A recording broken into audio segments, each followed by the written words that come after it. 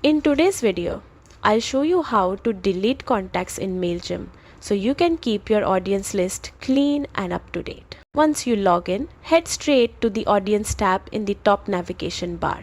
This is where all of your subscribers are managed. From here, scroll through your contacts or use the search bar to quickly find the one you want to remove.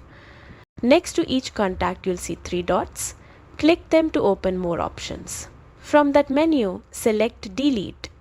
Mailchimp will then ask you to confirm. Keep in mind, deleting is permanent and cannot be undone. If you're sure, confirm and the contact will be removed from your list instantly. And that's it. You've successfully deleted a contact in Mailchimp.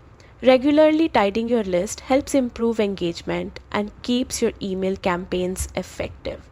If you found this tutorial helpful, don't forget to like, subscribe, and hit the bell for more Mailchimp guides.